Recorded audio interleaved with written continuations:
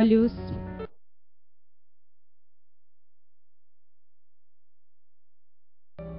Elevando a Deus, agradecendo pela nossa vida aqui encarnados, que possamos absorver os conhecimentos de hoje e colocar em prática no nosso dia a dia, que possamos cada vez mais desenvolver a fé, acreditando em tanta proteção que recebemos, que possamos agradecer mais do que pedir, que possamos reconhecer todo o amparo da espiritualidade boa e amiga nesta casa, que nos traz os remédios necessários para o corpo, para a mente, para o espírito, que possamos nesse momento estar conectados com os entes queridos, familiares, que aqui se encontram e nos recebem com muita alegria.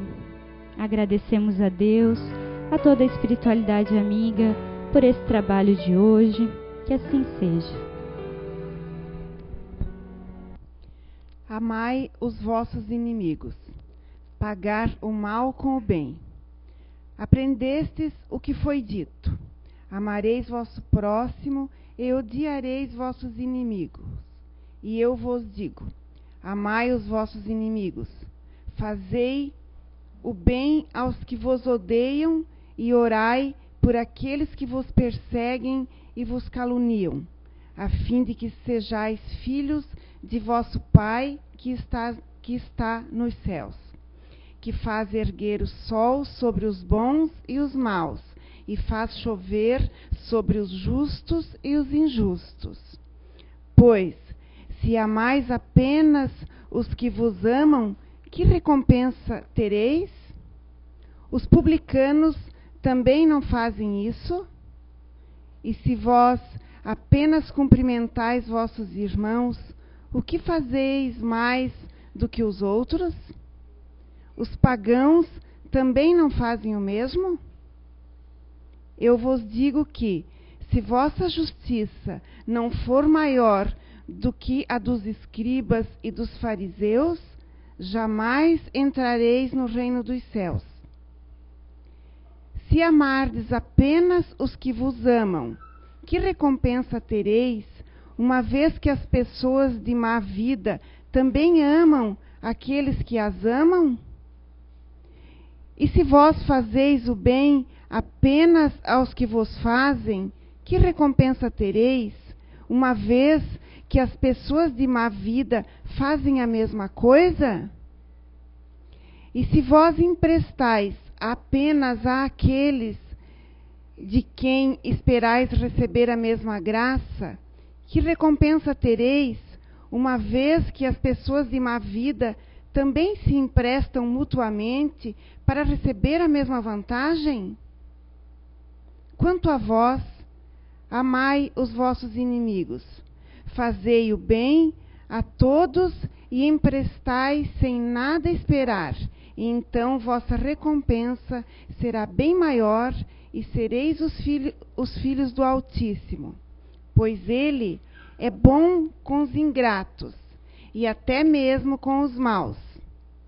Sede, pois, misericordiosos, como vosso Pai o é. Se o amor ao próximo é o princípio da caridade, amar aos inimigos é a sua aplicação máxima, pois esta virtude é uma das maiores vitórias alcançadas sobre o egoísmo e o orgulho.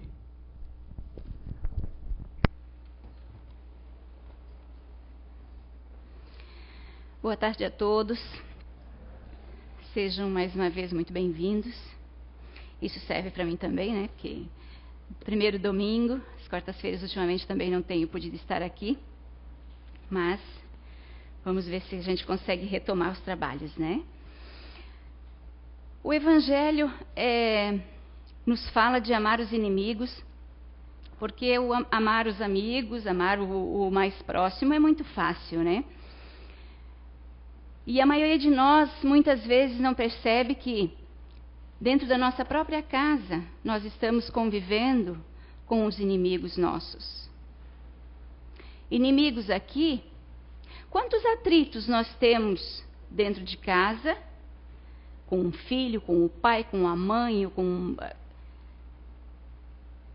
e que, na verdade, não entendemos de onde vem. E muitas vezes, inimigos de outras vidas, né?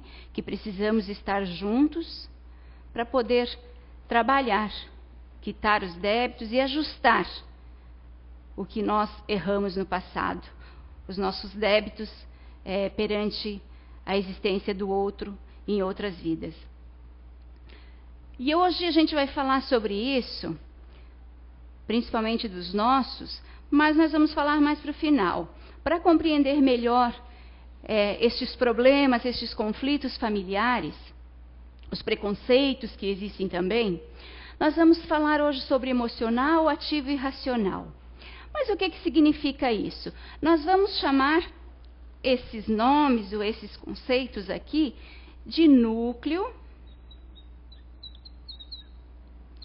ou ainda prefiro mecanismos aqui,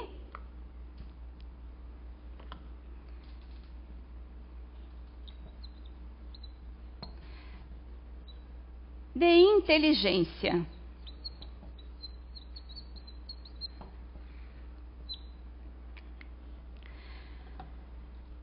Vamos compreender melhor esses mecanismos de inteligência para a gente entender os conflitos que a gente tem na nossa existência, conosco e com o outro. Para falar sobre esses mecanismos, eu pesquisei a obra Arqueologia do Ser, em busca do homem integral. O autor da obra, ele já facilitou bastante a minha vida vir aqui hoje. As referências fiéis, importantíssimas que ele colocou lá, eu vou usar hoje aqui. Para fidelizar esse nosso emocional, ativo e racional, ou esses mecanismos de inteligência, o autor da obra, ele cita o Livro dos Espíritos. Para que mais credibilidade que o Livro dos Espíritos no nosso meio, não é? O Livro dos Espíritos, a questão 146 e 146A, cita também a obra psicografada através de Chico Xavier, por André Luiz, No Mundo Maior, e também os filósofos Sócrates e Platão. Vamos começar pelo Livro dos Espíritos, pelas questões 146 e 146A. Vamos ver qual o significado desses mecanismos em nossa existência. Na 146, Kardec pergunta para os espíritos superiores se a alma tem uma sede determinada e circunscrita no corpo. Que a maioria de nós pensa que seja na cabeça, no cérebro, não é? Acredito que a maioria de nós pensa que sim, ou já pensou que sim. Mas a resposta da espiritualidade é que não, mas ela está mais particularmente na cabeça dos grandes gênios, em todos aqueles que pensam muito, e no coração, naqueles que sentem muito e dirigem suas ações a toda a humanidade. Nós estamos falando já, eles já nos dão a resposta para a sede da nossa alma em dois mecanismos, em dois lugares diferentes do nosso corpo. A 146A, Kardec continua perguntando: mas que pensar da opinião daqueles que situam a alma num centro vital? E a resposta é: quer dizer que o espírito habita de preferência essa parte do vosso organismo, uma vez que é para lá que convergem todas as sensações. Diante disso, eu vou dar continuidade. Aqueles que a situam no que consideram como o centro da vitalidade, confundem-na com o fluido ou o princípio vital, Contudo, pode-se dizer que a sede da alma está mais particularmente nos órgãos que servem às manifestações intelectuais e morais. Pois bem, aqui a gente já percebe que a espiritualidade coloca como a sede da alma de alguns de nós, situado na cabeça, outros situados no coração e outros no centro vital. Vamos ver o que André Luiz fala para a gente do que Calderaro diz para ele. O espírito Calderaro diz a André Luiz: não podemos dizer que possuímos 3 cérebros simultaneamente, ou ao mesmo tempo. Temos apenas um, que, porém, se divide em 3 regiões distintas, diferentes. Nós estamos fechando, combinando com o que o Livro dos Espíritos nos diz. No Livro dos Espíritos ainda, a espiritualidade se refere ao centro vital como as pessoas que são condicionadas ao movimento, à ação e à determinação. Vocês conseguiram localizar os mecanismos? Não foi difícil, não é? Vamos a Sócrates. Sócrates, esse grande filósofo que continua ainda hoje tendo muita importância, grande influência ainda, ele foi um filósofo, um homem que batalhou muito, buscou muito em seus laboratórios, em praças públicas, conversando com o outro, conversando com as pessoas, questionando as pessoas, porque Sócrates buscava o ser integral. Sócrates buscava fazer com que as pessoas buscassem as respostas dentro de si. E na visão de Sócrates, nessa busca pelo eu interior, pelo ser integral, ele diz que existem 3 mecanismos que movem a humanidade. Ele diz que é o homem cabeça, o homem peito e o homem ventre. Porém, Sócrates não deixou nada escrito. Mas ele teve um discípulo chamado Platão, que deu continuidade aos seus estudos, à sua busca. E Platão dividiu o corpo humano em 3 partes. A cabeça, o homem cabeça, do qual Sócrates falava, ele colocou como a razão. O peito, a vontade.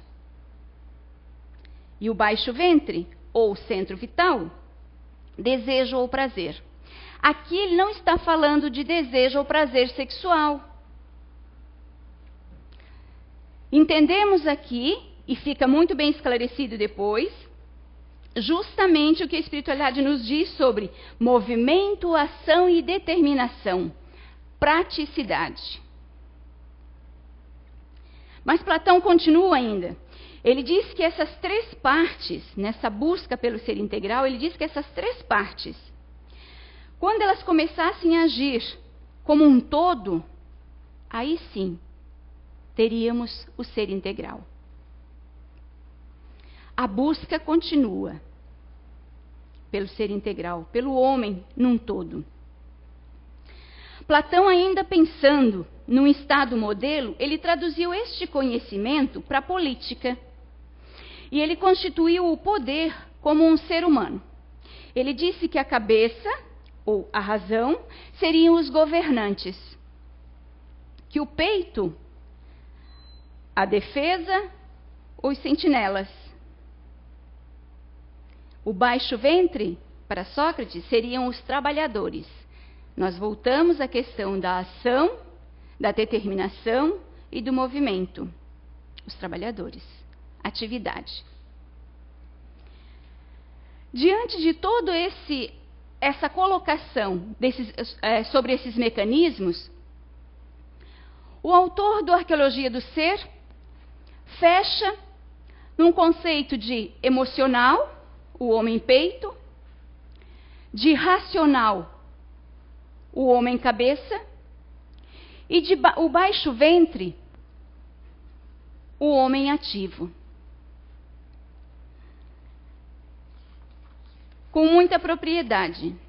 Mas aí, o que significa ainda esses mecanismos? O que ele quer dizer com tudo isso? Que busca é essa pelo ser integral?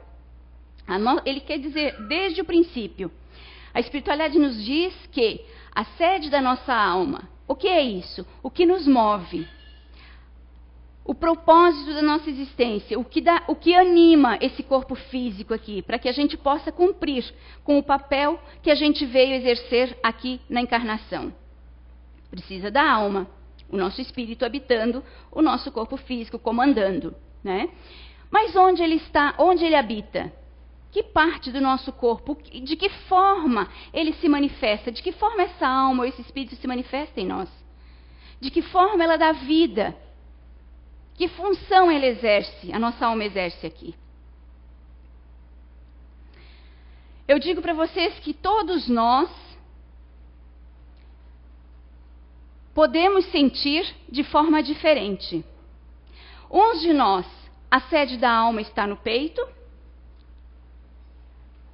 Como é que é a sede da alma? Como é que é esse emocional? Como é que é estar no peito? É a forma que eu vejo a vida. É a forma que eu interajo no mundo que sobressai em mim. Eu, por exemplo, Beatriz, a minha forma de agir, interagir, de ver o mundo aqui no qual estou nessa existência, é o emocional. Que trazem muitos conflitos. Que daqui a pouco a gente já vai falar sobre o conjunto desses conflitos. Outros de vocês, muitos de vocês podem estar inseridos, pode ser que o mecanismo de inteligência de vocês também seja sentido no peito, também seja através do emocional. Mas muitos de vocês, seja o racional. Como é que é esse racional? Porque afinal de contas, todos nós temos o raciocínio, todos nós somos seres pensantes. Esse racional aqui, o diferencial dele é que a forma que essas pessoas veem a vida, interagem na vida, é através de um raciocínio lógico, sem a interferência da emoção. Lógico e analítico. Em tudo. Em primeiro lugar, todas as situações que se apresentem na vida dessas pessoas vai ser através do raciocínio. Todas as situações, boas ou ruins, que se apresentem na vida dessas pessoas vai ser vista primeiramente através do emocional. Vai sentir primeiro. Aqui vai analisar primeiro, vai raciocinar, vai querer encontrar uma resposta primeiro para o que estiver acontecendo ou para a situação em que estiver passando. Enquanto que o ativo não vai buscar, esse emocional não vai lhe afetar muito, tá? Em primeiro lugar, não vai lhe afetar. Ele também, as pessoas também não vão raciocinar, não vão analisar a situação. Em primeiro lugar, eles vão querer agir, tomar uma atitude. Qual deles está certo? Qual deles é o melhor? Qual seria o melhor? Eu, Beatriz, que sei que o que me move é o emocional, a forma de eu ver a vida é através, minha lente, a primeira é o emocional. Poderia, em alguns momentos de minha vida, pensar, mas eu queria ser mais prática, queria que a minha alma se manifestasse através do meu ativo, com mais determinação, com mais atitude. Ou então eu também poderia pensar assim, o que confesso para vocês, muitas vezes eu gostaria, tá? De ter mais atitude, de ser mais prática, porque o emocional atrapalha bastante. Tá? Mas então eu estou colocando só o emocional como uma visão mais ruim aqui? Não, eu estou colocando a visão do que eu sinto e do que eu gostaria de ter um pouco mais. E o racional? Nem vai agir tão rápido, nem vai tomar uma atitude, nem vai se emocionar com facilidade, porque em primeiro lugar ele vai pensar, analisar e procurar de uma forma analítica e lógica a resposta para a situação. Então eu posso dizer para vocês que não tem nenhum aqui melhor ou pior. Até porque se a gente vamos voltar às nossas existências e ao propósito de a gente estar aqui. Que pai justo seria esse de me colocar dentro de um emocional que é o que traz mais prejuízo para a minha existência? Ou me colocar dentro de um racional que é o que mais me traz prejuízo na existência? Ou dentro de um ativo, onde, na maioria das vezes, eu atropelo tudo? Não. O propósito de nós termos esses 3 mecanismos para nos mover aqui, todos nós temos que experienciar todos.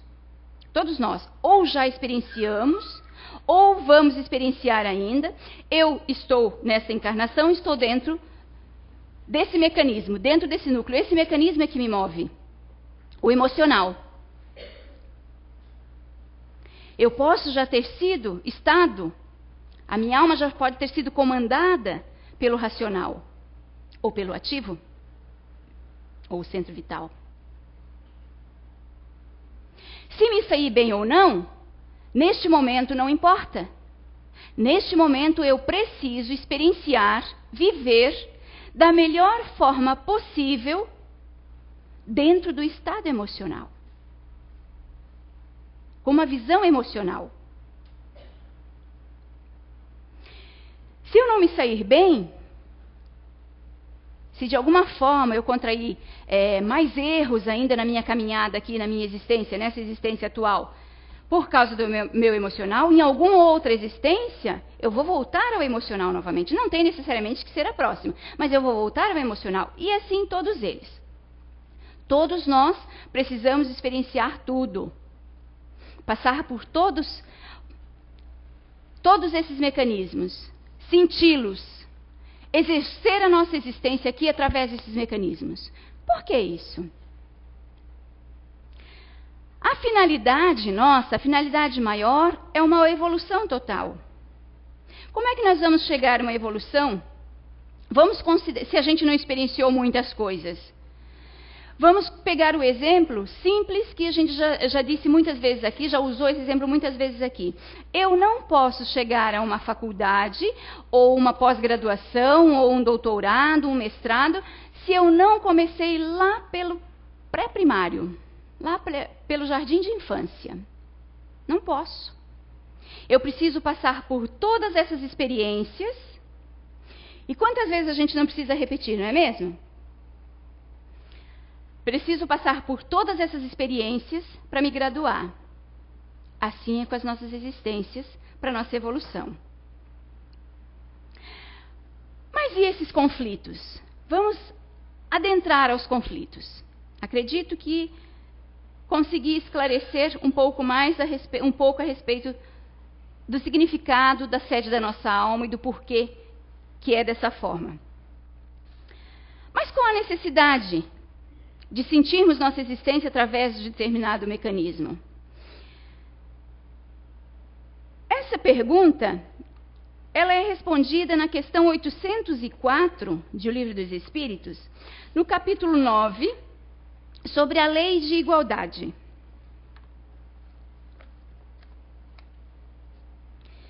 A 804, ela fala sobre a desigualdade de aptidões. A pergunta que Allan Kardec faz aos espíritos superiores é que: por que Deus não deu as mesmas aptidões para todos os homens? Será que não seria mais fácil? Será que se a gente tivesse as mesmas aptidões, teriam tantos conflitos? Vamos ver a resposta. Deus criou todos os espíritos iguais, mas cada um deles tem maior ou menor vivência e, por conseguinte, maior ou menor experiência. A diferença está no grau de sua experiência e da sua vontade, que é o livre-arbítrio. Daí, uns se aperfeiçoam mais rapidamente e isso lhes dá aptidões diversas. A variedade das aptidões é necessária, isso é mais importante para nós. A variedade das aptidões é necessária a fim de que cada um possa concorrer aos objetivos da providência no limite do desenvolvimento de suas forças físicas e intelectuais. Ou seja, o que um não faz, o outro faz. E é assim que cada um de nós exerce o nosso papel útil perante a humanidade, perante as leis. Todos somos diferentes. Mesmo estando inseridos dentro de um núcleo, mesmo que o mecanismo seja o mesmo, nós somos diferentes, até pelas existências diferentes, pela criação diferente. Nós estamos em graus de evolução aqui, provavelmente diferentes uns dos outros, né? Uns ensinando a nós, em graus até de hierarquia, uns ensinando a nós ensinando a outros, outros ensinando a outros e assim sucessivamente. O que eu quero dizer com isso tudo, e que gostaria de enfatizar mais hoje, são os conflitos, o preconceito, os conflitos que esses mecanismos geram no nosso meio. Principalmente em nossos lares. Eles são mecanismos que geram conflito. Por sermos diferentes, por vermos a vida diferente, sentirmos diferente, geram conflito em todos os âmbitos de nossas vidas. Profissional, pessoal, todos os âmbitos. No profissional, vamos falar um pouquinho do profissional para ser mais rápido. Vamos enfocar mais os familiares. No profissional, eu tenho a minha colega Gisele lá no trabalho, que a Gisele vê a vida através de uma lógica. Ela resolve as questões ou enfrenta os conflitos através de um raciocínio. E eu, Beatriz, através do emocional. E aí, se coloca uma situação na nossa frente, como o olhar do emocional é para o outro, é para a humanidade, assim diz os Espíritos para nós lá na questão 146. Como o meu olhar é para a humanidade, eu vou me compadecer. Coitado, eu vou querer ajudar em primeiro lugar. A Gisele vai analisar a situação. Não, mas espera aí. Essa pessoa só está passando por isso, por aquilo e por aquele outro. Ela precisa passar por isso para ela não cometer o erro lá na frente ou por aquilo, por outra situação. Quem está certo aqui de nós duas? O meu emocional, querendo ajudá-la. Não esqueçam, né? Agora deixa eu puxar a brasa para o meu assado. Não esqueçam que a lei universal é a irmandade, que ajuda o próximo. Então eu estou certa, a Gisele não está. Certa é uma vírgula. Eu posso estar fazendo, não estou também dizendo que a Gisele está correta. Mas eu também não posso ser a dona da verdade aqui, julgando ela, porque essa é outra história, né? Porque todos nós, independente do mecanismo que exercido em nós, independente do que o nosso espírito, da forma que o nosso espírito vê a existência aqui, age aqui, nós já trouxemos uma plaquinha escrito, colocada no peito, todos nós. Todos, não vou generalizar, vamos dar um crédito aí para muitos que já batalharam e que conseguiram chegar, vencer este mal, que é o julgamento. Mas alguns de nós ainda traz a plaquinha aqui de juiz do comportamento do outro. Eu penso que quem mais faz isso ainda são os emocionais, de julgar o outro. Nem eu e nem ela estamos certas aqui. Em primeiro lugar, acredito que a análise nesse momento teria que ser: vamos ver em que a gente pode ajudá-la. Porque não vamos desconsiderar que somos todos, ou pelo menos pensamos que somos cristãos, né? Então vamos ver em que a gente pode ajudar para solucionar esse problema. De primeira mão. Mas também, aí, vamos ver o raciocínio da Gisele. Como é que a gente pode ajudar a pessoa a não cometer novamente o mesmo erro? Porque muitos de nós, os emocionais são muito chantagistas, né? Vão continuar no erro conforme o outro vai passando a mão na cabeça. Conforme vai conquistando a ajuda. Conforme a Gisele for ajudando, mais ele vai errar. Porque nos consideramos vítimas da história.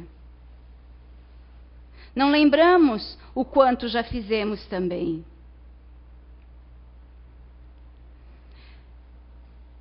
No trabalho ainda, no lado profissional, gera-se todo um conflito com essas visões. Porque a Gisele quer que eu seja mais prática, mais racional, e eu quero que ela sinta um pouco mais, que ela se compadeça um pouco mais. Enquanto que a Nair não para nem para ver, não, eu não tenho tempo para isso agora. Ajuda ela a levantar aí, ver o que vocês podem fazer, porque eu não tenho tempo, eu tenho muita coisa para fazer. São todos frios assim? O ativo? Não, eu estou colocando um extremo aqui. Lembrem-se que a gente já experienciou tudo. E outra coisa, todos nós temos os três, mas o que me move em primeiro lugar é o emocional. Depois que eu senti, que eu chorei, que eu fiz o dramalhão, né? Que eu me vitimizei por causa do meu problema e vocês não me deram atenção, eu posso parar para pensar: poxa, mas o que eu estou fazendo? Eu não posso fazer isso, isso só me traz prejuízo. De alguma forma, eu vou raciocinar.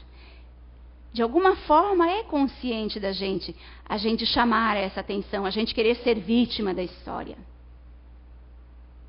Por quê? Porque em algum momento eu já senti, em algum momento eu já experienciei também esse lado racional. E o meu ativo? O meu, Beatriz. Não consigo fazer duas coisas ao mesmo tempo. Enquanto que o ativo consegue fazer 3, 4, 5 coisas ao mesmo tempo, até mais. Pela praticidade, pelo movimento. Mas em casa? Como é que são os conflitos em casa? Aí é que mora o perigo, né? Aí é que a coisa fica feia. Por quê?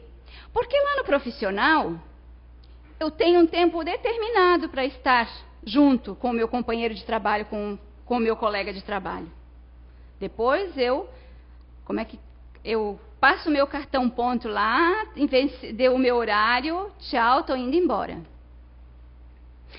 Mas o meu pessoal, o meu familiar, a minha casa, é 24 horas. Porque não é também só aquele momento que eu voltei do trabalho e estou em casa. Se eu tenho conflitos em casa, esses conflitos vão comigo. Os do trabalho eu até posso deixar para lá, porque eu não estou envolvida nele. Eu posso me envolver o tanto só que eu quiser. Em casa já é diferente. Por que em casa? Por que na família? Eu lembro que numa outra ocasião eu falei para vocês que a família é a nossa maior escola. É a dádiva maior que Papai do Céu permitiu. É o instrumento maior que Ele nos deu ao combinarmos lá quem vai vir junto com quem, para podermos evoluir para podermos crescer, para podermos quitar os nossos débitos. Porque a família, eu tenho que aturar. Eu não tenho como descartar um filho. Eu não tenho como mandar um filho embora. Ah, mas tem sim, eu posso dizer, meu filho, arruma tuas malas, já que não dá certo, você vai viver a tua vida.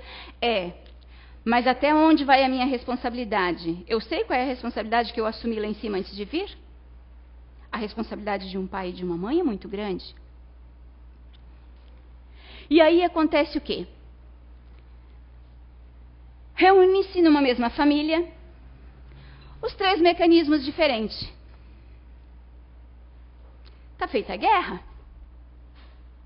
Principalmente se dentro desses mecanismos, esses espíritos aqui, sejam espíritos que precisam lá consertar algumas coisas, aparar algumas arestas que ficou mal acertados numa outra encarnação e que eu fiquei devendo para ela, ela ficou devendo para mim e a gente resolveu vir juntas agora para a gente consertar isso tudo. Mas a gente se aceitou. E por que daí é inserido, o nosso espírito vem dentro desses mecanismos? Depende do que eu fiz ou do que eu tenho que passar agora. É o mecanismo que vai mais me ajudar a compreender aquele mal que ela vai me fazer, meio que inconsciente, né? A rejeição que ela vai aplicar em cima de mim, pelo que eu fiz para ela no passado.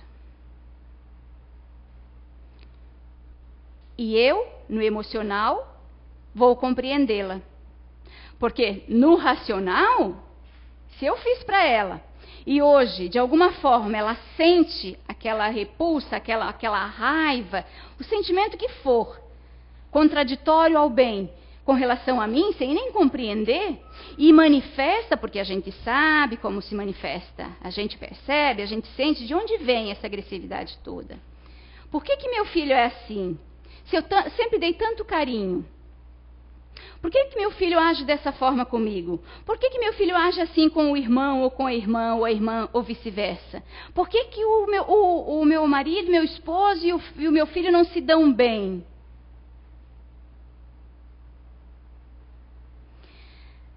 Se é contra mim, eu venho dentro do mecanismo que mais convém, que mais eu vou compreender e que mais eu vou aceitar e procurar consertar esta relação.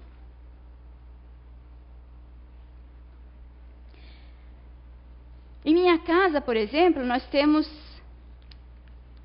éramos em 3 distintos primeiro. Nós temos a minha filha com o mecanismo ativo.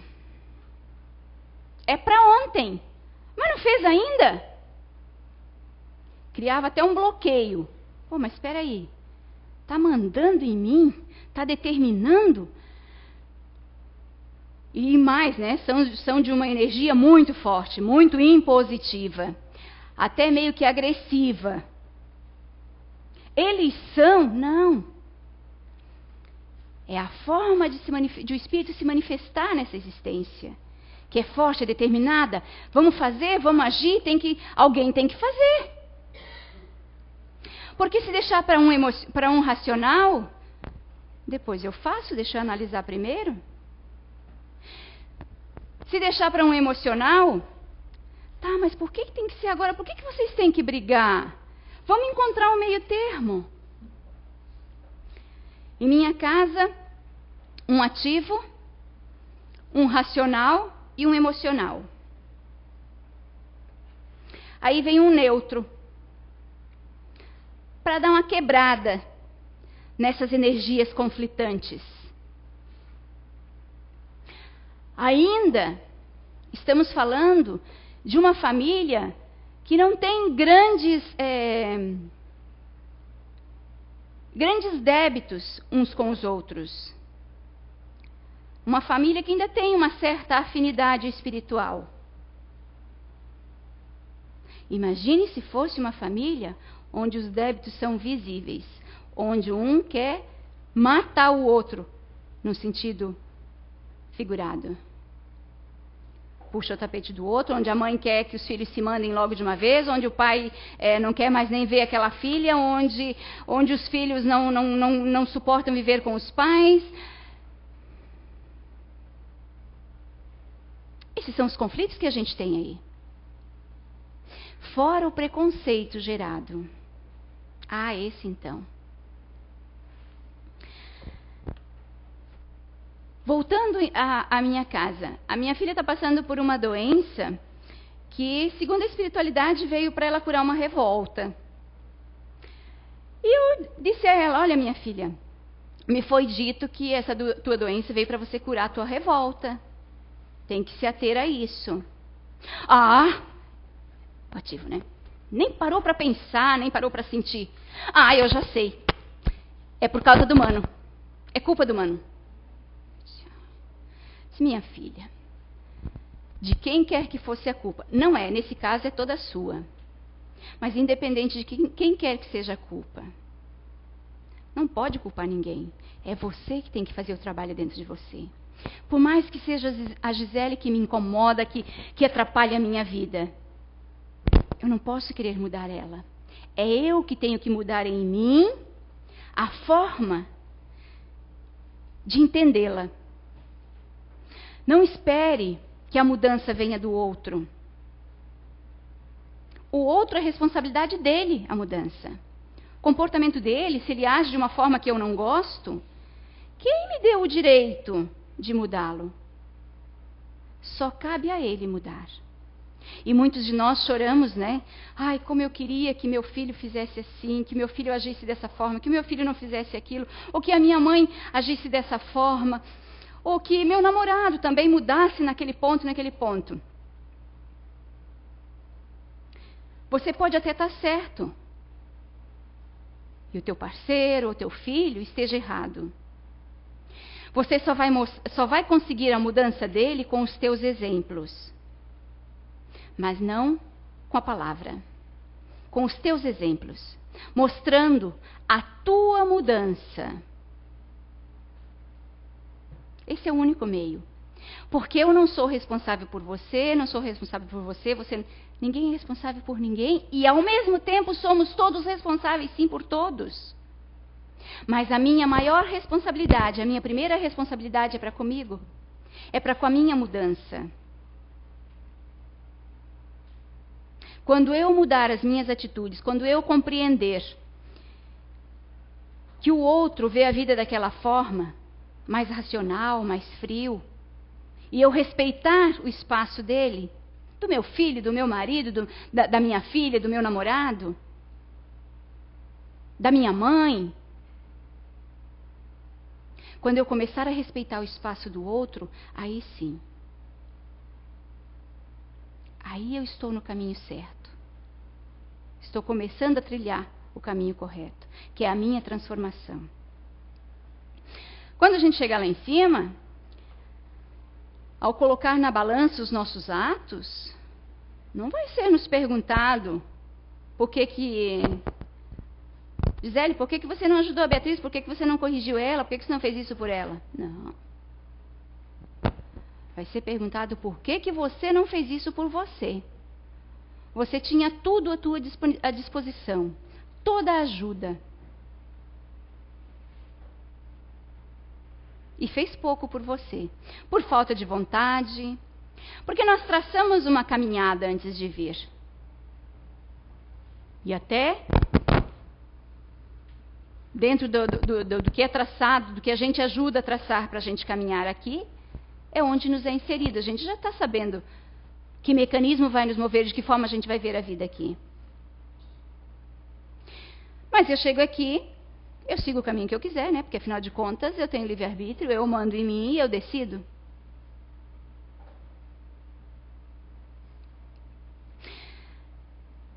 Nos nossos estudos, houve uma mãe que chegou a chorar um dia e ela disse assim: eu não entendo o meu filho.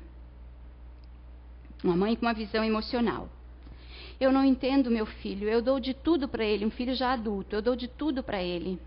Eu faço tudo por ele. Eu penso em tudo, no cafezinho, no chazinho, no banho. Eu penso em tudo por ele. Ele não me deixa entrar no quarto dele. Ele não deixa eu mexer em nada das coisas dele. Ele não conversa comigo. Ele não me diz um bom dia. Ele não sorri para mim. Mãe, me deixa. Mãe, vai cuidar das tuas coisas. Claro, a gente está falando também de uma pessoa que ainda precisa despertar para um conhecimento um pouco mais humano no geral, que todos nós, independente do nosso mecanismo, temos que ter. Mas aqui, essa mãe estava falando de um filho com uma visão de mundo muito, extremamente racional. E aí é uma pessoa que sim, que vê a vida através de uma lógica.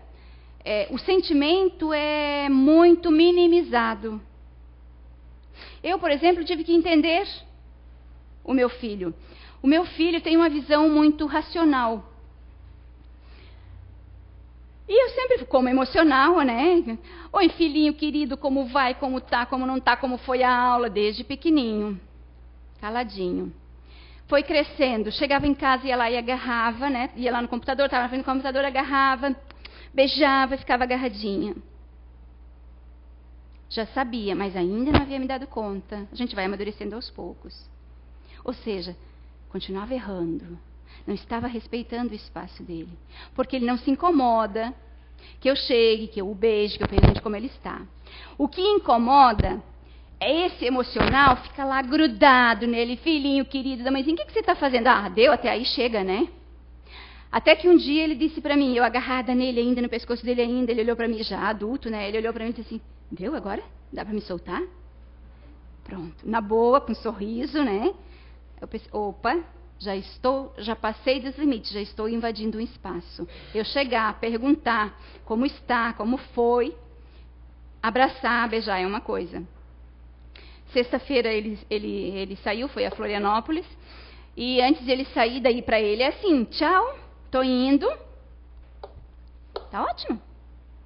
Tá, mas assim, e daí a gente pensa, né? O emocional pensa, mas se vai e não volta. Pode acontecer, né? A gente não sabe se vai e não volta. Nem me despedir, né? Vem cá, deixa a mãe beijar. Os olhos para mim desse tamanho, né? Mas porque ele é desse tamanho, né? Ele abaixou, beijei o rosto. Tchau. Foi embora. Pronto, tá feito. Não precisa invadir o espaço do outro. E aí, mas como é que você sabe quando ele não está bem, se está passando por alguma coisa? Isso já é outra coisa que a gente precisa exercitar desde criança, o diálogo. No caso, assim, fazer com que eles sintam a liberdade de contar para a gente os conflitos que tem, que é muito difícil. Para essas pessoas é muito difícil contar o que eles estão sentindo, o que eles estão passando, tá? Mas se você já dá essa margem, já ensinou, já dá essa abertura, o que falta para a gente? Para a gente que é pai, para a gente que é mãe, para qualquer um de nós, é ficar de olho. Porque se a gente conhece, a gente sabe quando a outra pessoa não está bem. Ficar de olho e sondando até que você consegue descobrir, às vezes uma pergunta, e dar o espaço para a pessoa de ela te falar o momento dela. Assim eu tenho feito. Quando eu percebo que meu filho não está legal, a minha filha não, porque ela já chega, já diz, já é mais prática, né? Mas quando ele não está legal, como é mais reservado, a gente já sabe que não está legal. Então vamos sondando devagarinho. Chega um momento e eu pergunto, o que está acontecendo? Por que você está assim? Não é nada. Deu. Estou aqui quando precisar conversar. E no momento que ele se sentir bem, às vezes leva um dia, às vezes 2 dias, até mais, às vezes, tá? Vem lá e conta, ó, é isso, isso e isso. Isso é uma conquista. Isso é compreender. Não que a gente não erre ainda. A gente ainda é imperfeito.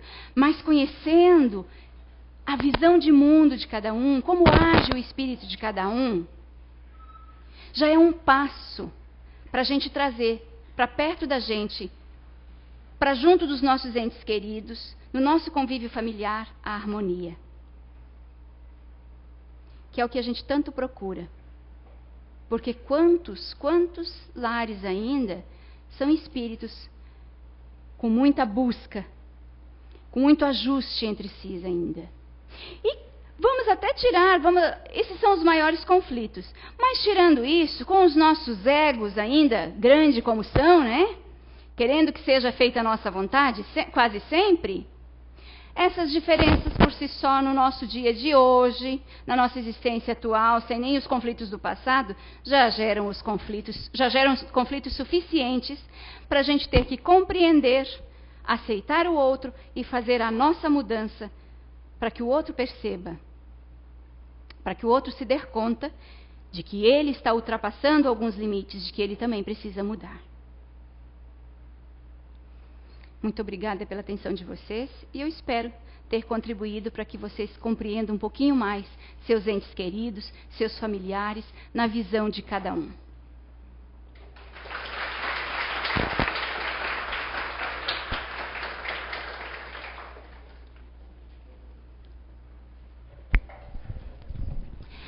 Obrigada, Beatriz, pela palestra. E só um recadinho, né, para relembrar a todos do consumo do álcool, né? Quem tomou bebida alcoólica hoje, alguma droga, não entre na cabine de passe. Deixe para próximo dia, né? Para quarta-feira que vem ou no próximo domingo vir preparado por causa do trabalho, né, especial da espiritualidade ali. Então a gente pede, não tem problema nenhum, pode deixar a fichinha na cadeira, devolver pra gente, sem problema. Na próxima venha preparado então para receber a fluidoterapia. Então vamos agora ouvir a oração final.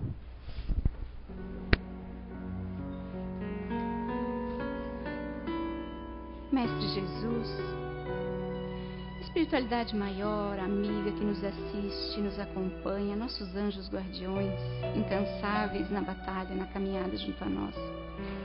Obrigada pela oportunidade do conhecimento de nós mesmos, de podermos saber como nos sentimos, reconhecer dentro de nós todos esses sentimentos e entender a forma que estamos vendo a vida. Obrigada por todo o conhecimento que tem trazido até nós, que possamos nós, em nossa caminhada, poder aplicar em nós mesmos, para podermos ser melhores amanhã do que fomos hoje. Obrigada por tudo e pedimos, continue nos acompanhando, nos auxiliando, para que a nossa caminhada possa ser uma caminhada realmente no bem. Obrigada, espiritualidade maior, aos nossos anjos guardiões, ao Pai maior, por tudo que tem nos dado e também pela existência. Que assim seja.